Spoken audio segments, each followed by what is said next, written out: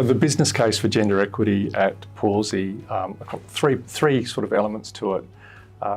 It's really tied to strengthening our organisational culture.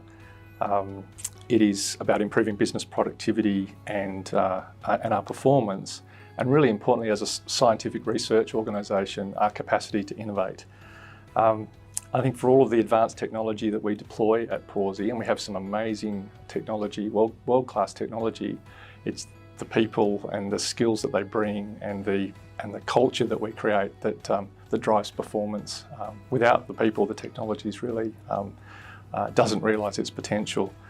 I think the third element to the business case is one looking at essentially the ongoing kind of skills shortage in this area. The pipeline of talent for the ICT and sort of technology area is inherently leaky when it comes to almost half of our workforce. So there's almost, I think, about 29% in terms of the makeup of the ICT workforce from women, and that's an untapped resource.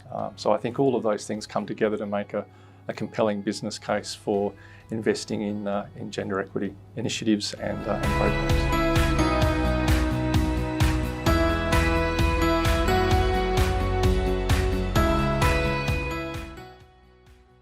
I think the first impact, I don't know if you're going to ask this question afterwards, but next on my list, and I'll set the scene.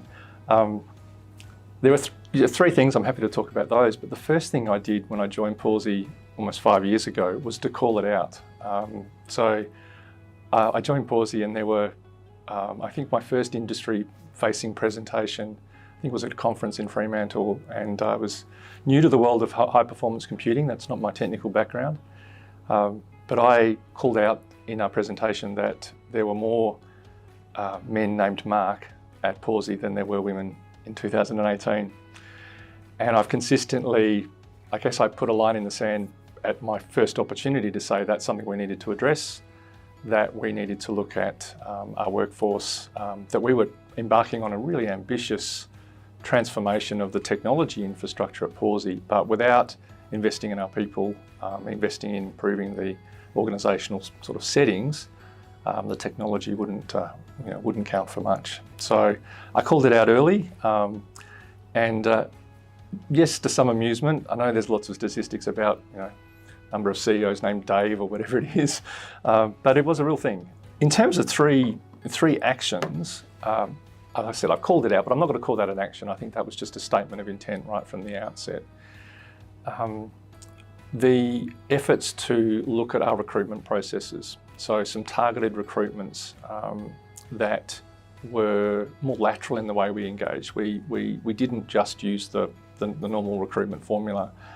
We looked at roles that we might bring people that had undertaken research roles that not necessarily were considered frontline HBC roles, but recruit for fellowships that became, or internships that became new roles and things like that. So actively promoting what working at Pawsey might be like through various channels, active in joining the Women in HPC network and sort of promoting within our industry. So there were things to improve the recruitment processes. So that's one immediate action. Also changed the leadership team structure. So if you take me out of the leadership team, we have a sort of balanced 50-50 leadership team, which wasn't the case when I joined.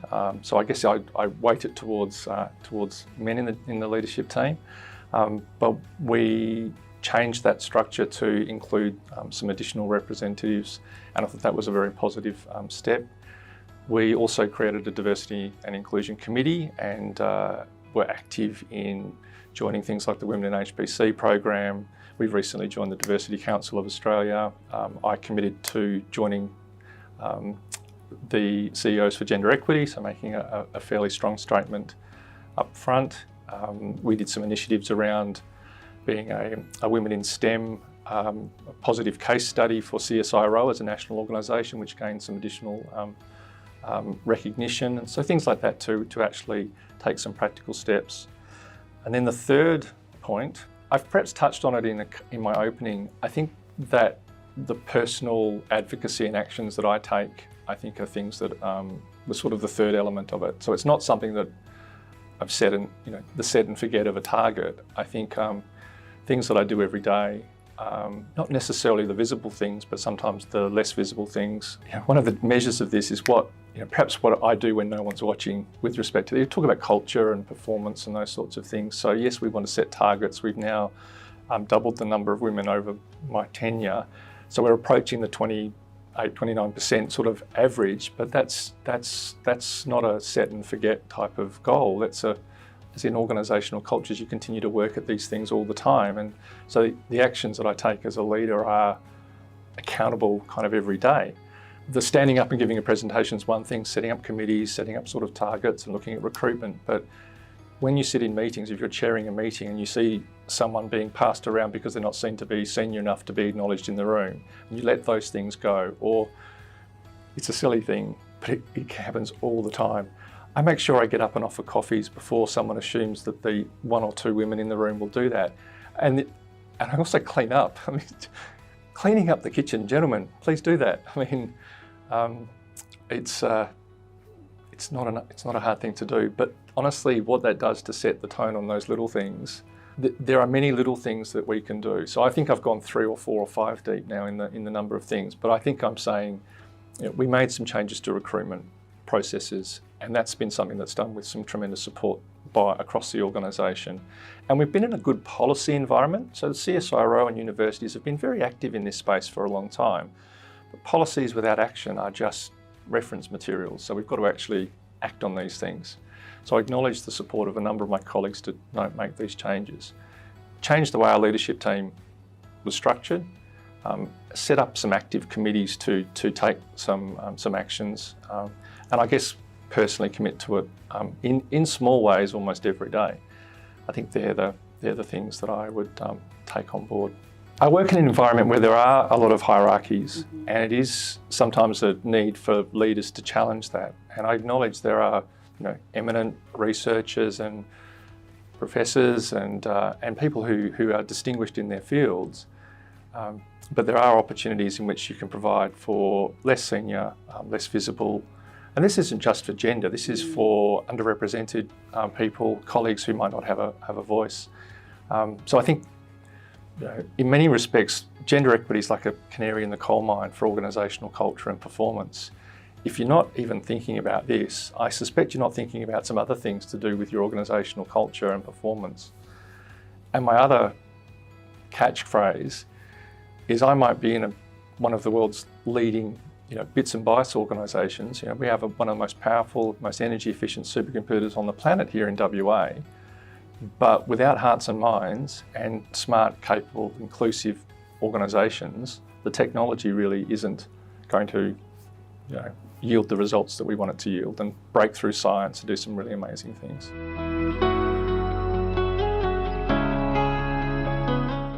We're an organisation that works under the auspices of government and universities, so there are different measures and a different cadence to some of the changes that we have that it might be experienced in other industries. I think there are things that we could do that we haven't done enough in terms of reporting and perhaps showcasing our efforts. So perhaps our efforts have been a bit more focused internally and with our community.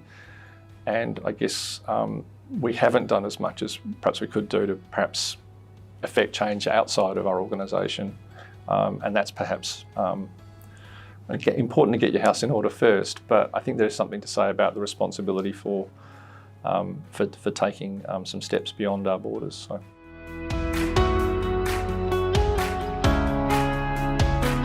I think these initiatives make the business case, make the moral case. They need to be led. I think they need to be acted upon. So I think my key learning is, and I've had it shared by senior colleagues and new colleagues that have joined Pawsey or just observers outside of Pawsey, that what I do as a chief executive or an executive director in my world matters. And I have perhaps changed my view on mentoring and sponsoring. I think that there's an active step there. I think I'm happy to support colleagues. And I remember being a mentor, 20 years ago in the Leadership Development for Women program at UWA. They've had great initiatives in our university sector for a number of years. But the difference in recent years as a senior person to be able to step in and say, here's an opportunity, I'd like you to take it. Here's me creating some space in a forum or a project. Sponsoring is quite different to saying, mentoring someone and saying, it's good for you, I think in wisdom, and I think that's something in this space that the more sponsoring we do, the more effective we can be in accelerating change and bringing about a positive sort of general point. I think I've touched on it earlier. I had this image of an iceberg, gender equity might be the tip of an iceberg, and you've got all these other institutional issues that can also come in. This is the tip of an organisational issue that I think if you're spending some time on, you'll have other benefits. You'll have benefits around retention, around the flexibility, the identification of talent, all those things. Yes, the lens or the call to action might be around gender equity, but the benefits for your enterprise, whatever that is, I think will far outweigh the gender scorecard or whatever measure it is that you're accounting for. I think we need to improve the way we report in terms of our gender scoring, recording, but our efforts, I think, have had much wider benefits than just that particular measure.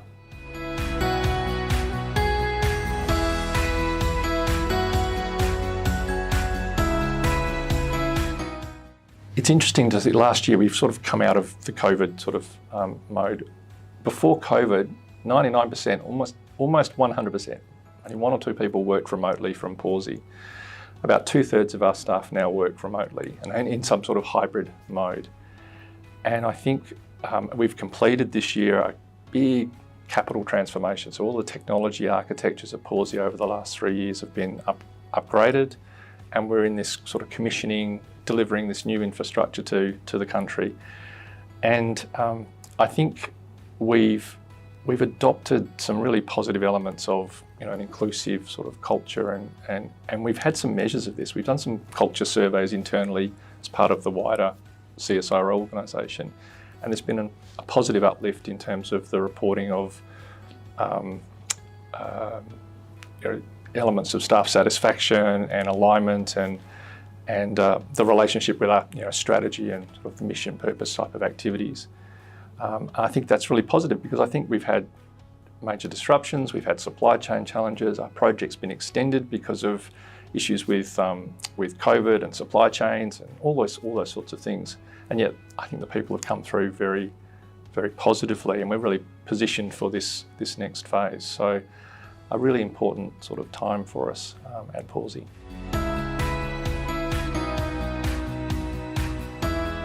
I kind of reflect that I've gone from being someone who was over 20 years ago a mentor in leadership development for women programs at UWA, and to now being in a senior role to be able to affect change quite directly, and the importance of some actions at key times, whether it's in a meeting, whether it's in identifying an opportunity for a colleague to act. I mean, recently we had a national conference and I was unable to attend on the last day.